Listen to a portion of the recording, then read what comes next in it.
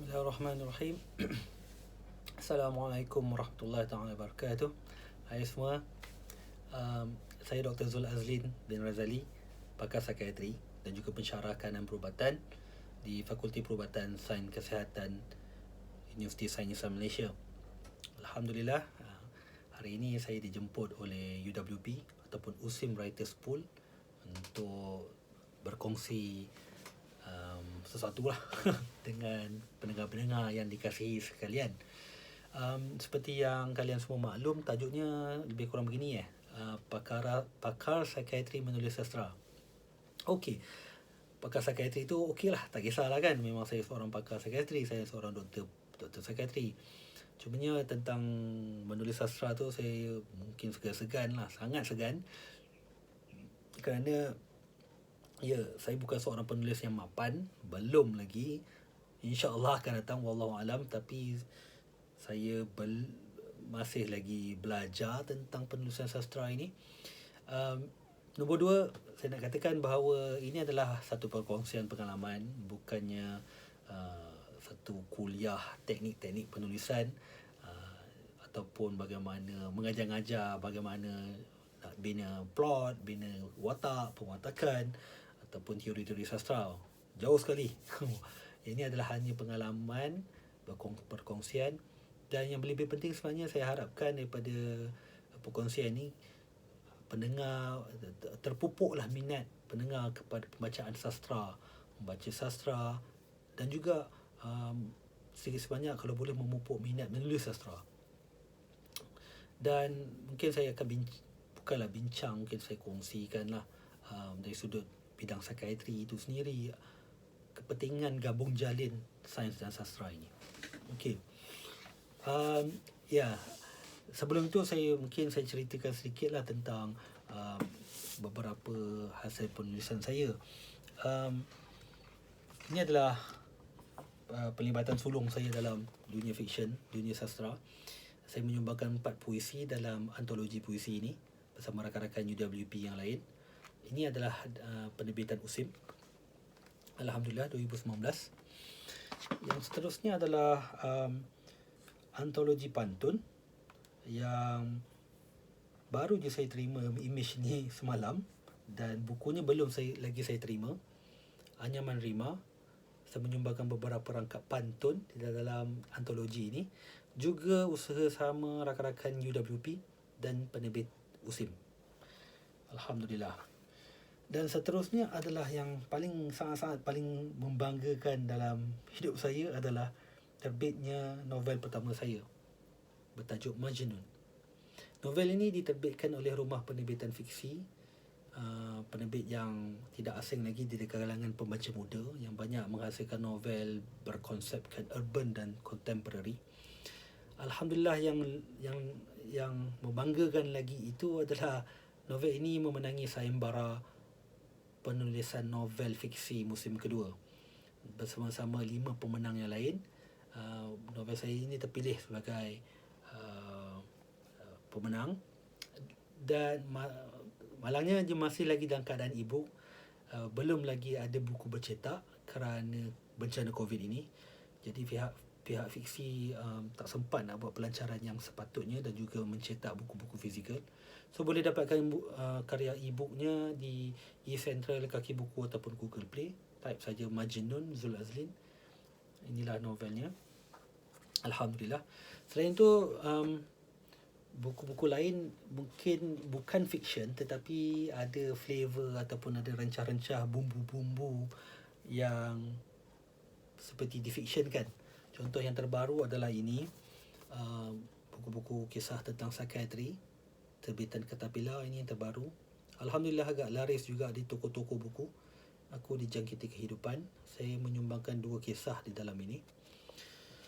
Sebelum itu memang ada karya yang agak popular di penerbitan Caterpillar, 25 kes dan juga 26 kes. Setiap satunya saya menyumbangkan 1 kisah. Juga boleh didapatkan di toko-toko buku berdekatan. 26 kes ni agak laris sekarang ni. Dan juga yang penulisan Inggeris, That One Case, juga sama, penulisan tentang kisah perubatan saya menyumbangkan satu kisah psikiatri. Dan buku ini adalah buku pertama saya, buku solo pertama saya 2018. Buku bukan fiksyen, tapi saya menambahkan sedikit keunikan. Saya banyak bermain-main dengan bahasa. Saya cuba menjadikan dia sedikit puitis. Mungkin syok sendiri, wallahualam. Tapi itu adalah usaha saya yang pertama, yang awal, untuk memberi satu kelainan dalam penyampaian ilmu psikiatri dan juga kesedaran masyarakat. Buku ini juga disebabkan bencana COVID belum lagi diulang cetak. So hopefully doakan lah. Baik,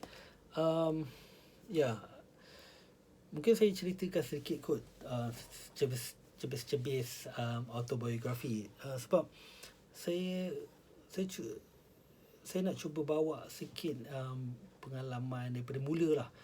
Sebab kalau ditanya sahabat-sahabat saya di universiti ataupun sahabat-sahabat yang baru kenal saya di zaman pekerjaan, mereka mungkin akan terkejut ataupun sedikit hairan sejak bila saya berkecimpung dalam dunia sastra ni. Diorang mungkin akan pelik kalau saya katakan saya ni seorang penulis novel. Sebab buku dan novel bukannya sinonim dengan saya ketika universiti dulu. Bola sepak lebih sinonim. Bermain bola sepak di universiti, di kelab. Tetapi novel bukan. Penulisan sastra bukan satu yang sinonim dengan saya. Tetapi kalau ditanya kawan-kawan saya di zaman sekolah yang kenal saya sejak kecil, zaman sekolah, mungkin mereka tidak begitu hairan. Saya pernah menulis cerpen di sekolah. Satu cerpen saya diterbitkan di dalam majalah sekolah. Ada 1-2 cerpen juga terbit di universiti. Saya tak ingat di mana. Kemudian itu sahaja pelibatan saya. Saya tidak pernah menyertai apa-apa bengkel penulisan. Saya tidak melibatkan diri dengan penulis-penulis ataupun penyair. Saya tidak mengikuti program-program sastra, tidak. Tetapi seingat saya ketika sekolah itu, saya suka mencari dewan siswa dan mencari ruangan cerpen. Ketika itulah saya kenal Faisal Terhani, Sahril Hasrin dan juga Mahwa Syafi'i dan beberapa orang lagi lah. Dan antara banyak cerpen-cerpen yang memang terkesan kepada saya, yang memupukkan minat saya kepada sastra, walaupun saya ketika itu kelas sains, adalah cerpen seperti Manisnya Apple, Kosong Berhad. Bagi saya itu agak memberi kesan kepada saya. Kemudian saya juga dulu banyak membaca. Saya main ambil lah apa yang ada novel orang bagi. Saya ada seorang sahabat sehingga sekarang masih lagi kami bercakap tentang pembukuan, Muhammad Faisal Al-Manik. Ketika itu kami banyak berkongsi buku dan novel. Daripada dia lah saya banyak dapatkan novel. Saya membaca tentulah Faisal Terhani, kemudian Pak Samad, Shahnun Ahmad pun ada, dan Habibur Rahman Syirazi dan Hasanuddin Mat Isa tak silap masa zaman itu. Ketika itu kan sastra Islam sangat popular. Jadi so lanjut di universiti, fasa kedua saya di universiti, saya semakin kurang membaca sastra. Jadi saya dah seolah-olah minat tu terus hilang, putus. Dan yang sedihnya, saya pernah sempat berfikir dengan cara yang sangat tidak baik memandang rendah kesusastraan Melayu ini. Saya sempat berevolusi kepada pemikiran itu. Bila di bidang perubatan ini, kami banyak berkomunikasi, mediumnya adalah Inggeris. Pembacaan, pembentangan kes, perbincangan, semua itu dalam bahasa Inggeris. Jadi saya tak tahu kenapa saya mula tidak suka tentang karya-karya bahasa Melayu. Wallahualam, saya terputus terus. Saya langsung tidak membaca novel. Kemudian saya macam tak suka apa-apa bentuk penulisan bahasa Melayu. Dan bila saya fikirkan balik, sangat malang keadaan itu. Saya pun tidak tahu kenapa.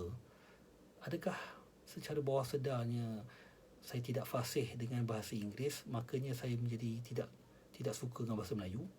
Adakah saya menyalahkan bahasa Melayu kerana menyebabkan saya tidak fasih bahasa Inggeris? Wallahualam. Tapi itu bagi saya sangat sedih lah bila saya fikir sekarang lah. Beberapa tahun saya langsung tidak membaca apa-apa karya bahasa Melayu, baik fiksyen ataupun bukan fiksyen. Seolah-olah saya macam jadi anti pula dengan bahasa Melayu ni. Kemudian saya bergraduan, saya jadi doktor. Bila dah kerja apa semua, bila dah 3-4 tahun bekerja tu, baru start saya membaca buku balik.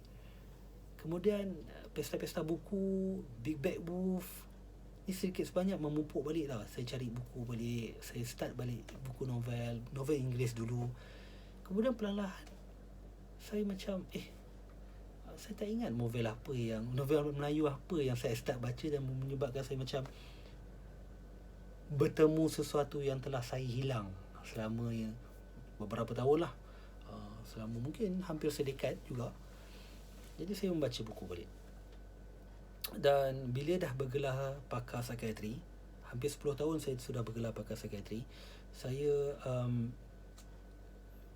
berfikir tentang pesakit. Saya menyelami unsur-unsur psikologi, kesan-kesan psikologi. Dan sedikit sebanyak bila saya membaca novel, saya rasa macam ada satu kesan, saya kadang-kadang lebih faham, lebih mudah memahami manusia, personality manusia apabila membaca watak itu dalam karya fiksyen. Jadi saya rasa macam ini sesuatu yang saya rindukan, sesuatu yang saya telah terlepas. Saya mula membaca banyak lagi novel. Dan ketika itu juga saya mula menulis tentang kesedaran kesihatan mental, menulis esei, artikel, bukan fiksyen lah, tentang kesedaran psikiatri, menyah stigma kan penyakit psikiatri. Alhamdulillah ada beberapa platform, contohnya NGO MIMPA, ada platform Malaysia Medical Gazette. Itu antara penglibatan pertama saya lah dalam penulisan, dan saya menulis bukan fiksyen. Perlahan-lahan saya rasa macam lenggok saya ni macam sesuai untuk tulis fiksyen juga. Jadi saya seronok lah menulis, saya suka bermain-main dengan bahasa. Kemudian saya mula mencari buku, kemudian saya tengok ada penerbit hiliran kan, banyak buku-buku yang menarik, kadang-kadang buku-buku yang berani. Saya baca, macam-macam orang tulis. Dan saya juga start pergi bengkel penulisan. Saya rasa macam nak cuba tulis cerpen sekurang-kurangnya. So ketika itu saya tak kisah pun, walaupun yang menganjurkan, yang mengajar bengkel penulisan itu adalah orang yang jauh lebih muda daripada saya. Sebab saya faham mereka telah menulis lebih lama. Umur mungkin junior, tetapi pengalaman mereka lebih senior. Jadi saya join. Antara yang pertama tu saya pergi ke bengkel penulisan Zulfikri Zamir. Dia adalah seorang penulis bukan fiksyen yang popular lah di kalangan penulis indie ketika itu. Kemudian saya sertai bengkel penulisan Fad Razi. Saya rasa dalam dunia puisi terkenal Fad Razi ni juga penyair muda, dan dia seorang doktor perubatan. Kemudian saya pergi bengkel penulisan Zamri Muhammad. Macam-macam style lah saya belajar. Ada orang fokus ini, ada orang fokus ini. Dan tentulah saya juga cari penulis-penulis prolific yang menang banyak anugerah seperti Nisa Harun, SM Zakir, dan tentunya lah hero sastra saya sendiri, Faisal Tehrani. Dan dah banyak lagi lah saya join. Dan Alhamdulillah minat tu terus tumbuh, dan saya terus menulis dan membaca dan terus membaca. Dan juga persahabatan yang saya jalinkan bersama Fad Razi dan juga Faisal Tehrani juga sangat banyak membantu sepak terajang dunia sastra, sepak terajang industri buku. Semuanya saya belajar daripada mereka. Seolah dalam tempoh 4-5 tahun kebelakangan ini adalah satu learning curve saya yang sangat curam lah. Saya naik. Sebab seolah saya macam mencari, mengutip balik pengalaman yang telah saya terlepas dahulu. Saya percaya dunia psikiatri ini adalah dunia yang mementingkan empati. Dan empati ini adalah meletakkan diri kita dalam situasi orang lain. Dan saya percaya membaca sastra adalah salah satu cara yang sangat baik untuk kita membina empati. Penulisan sastra yang baik, karya novel yang baik akan memberi kita kefahaman dan penghayatan tentang emosi watak itu. Contohnya kalau watak itu seorang watak homoseksual, dia adalah manusia biasa yang mahu hidup cara biasa. Jadi dalam dunia kita yang banyak penghakiman dan penghukuman ini, kita kadang-kadang perlu ada kemanusiaan juga. Dan bagi saya, novel, karya sastra memanusiakan kembali manusia itu, supaya kita bergerak dalam keadaan dengan penuh kemanusiaan. Itu contoh. Banyak lagi macam saya memahami pesakit. Selepas membaca dan menulis sastra ini, berjinak-jinak dengan sastra ni, saya lebih banyak memahami perkataan itulah satu kuasa. Perkataan itu mencerminkan pemikiran. Jadi kalau kita menguasai perkataan, maka kita menguasai pemikiran. Seperti kata Margaret Atwood, perkataan demi perkataan demi perkataan adalah kuasa. So, perkataan satu kuasa. Jadi itu juga adalah menjadi satu, saya rasa pentingnya gabung jalin sains dan sastra ini. Di barat sana, pelajar-pelajar perubatan akan diberikan satu silibus sastra. So pengajian sastra ni juga diterapkan kepada pelajar-pelajar perubatan. So mereka diberi belajar tentang syair, tentang sajak, tentang puisi moden, tentang novel, supaya mereka lebih banyak empati, lebih banyak mampu berfikir, mendudukkan diri sendiri pada situasi orang lain, supaya itu tidak terlalu didaktik dan juga terlalu banyak berkhutbah, mengajar-ngajar. Kadang-kadang kita perlukan kefahaman, walaupun diri kita punyai pendapat dan pendirian tertentu, tetapi kita juga perlu fikir kebenaran versi kita itu tidak semestinya benar untuk orang lain. Itu hanya sastra aja yang boleh melenturkan dan membentuk sikap itu. Sikap kelenturan ini hanya berlaku, bagi saya lah, melalui sastra. Jadi dan saya banyak belajar juga sastra ni bagaimana untuk show, don't tell. Itu adalah cara yang paling ampuh lagi menerapkan idealisme atau pemikiran tertentu tanpa perlu berkhutbah, tetapi kita show. Jadi kita itu satu teknik yang memerlukan mencabar pemikiran kreatif kita. Saya suka yang itu. Saya suka cabaran-cabaran itu, bagaimana membentuk satu karya yang kreatif supaya kita boleh menerap pemikiran, idea, harapan kita dengan lebih berkesan. Dah masa pun macam dah terlepas lah ni daripada 15 minit. So itulah saya rasa mungkin perkongsian. Saya rasa dunia sastra kita harus kita bangunkan. Kita sekurang-kurangnya kita start atau kita mula membaca karya sastra kita. Banyak penulis-penulis sastra yang sangat bagus. Saya sendiri seperti Faisal Terani, Syahrul Ahmad, Pak Samad, saya dah sebut. Fasa saya sekarang ni 45 tahun ni, di penghujung umur 30-an dan dah melepasi 40 ni, saya barulah nak berjinak dengan Jose Saramago, Mario Vargas Llosa. Walaupun dulu saya pernah baca Gabriel Marquez, tapi saya tak pernah kenal pun Llosa dulu. Jadi sekarang saya mulalah sibuk nak baca Coetzee. Dulu saya rasa saya pernah baca 1-2 Murakami dulu. Sekarang barulah sibuk nak cari koleksi Murakami. Kazuo Ishiguro pun juga saya paling suka sekarang. Kemudian saya juga berjinak-jinak sastra yang sedikit pelik, penulis yang banyak guna magis dan realism, seperti Jorge Luis Borges, Milan Kundera. Mungkin Puan Nur Azrik juga adalah penulis tempatan yang saya boleh letakkan dalam barisan yang sama. Penulis kontemporari seperti Nadia Khan sangat bagus. Syahidan Saleh, dan of course Rohani Mat Darin, Sri Rahayu. Saya sangat enjoy dan saya sangat suka tentang cara penulisan mereka dan cara mereka bercerita. Saya rasa saya patut sebut Kunang Pesisir Morten dan juga novel Pecah oleh Khairunnizam Bahari.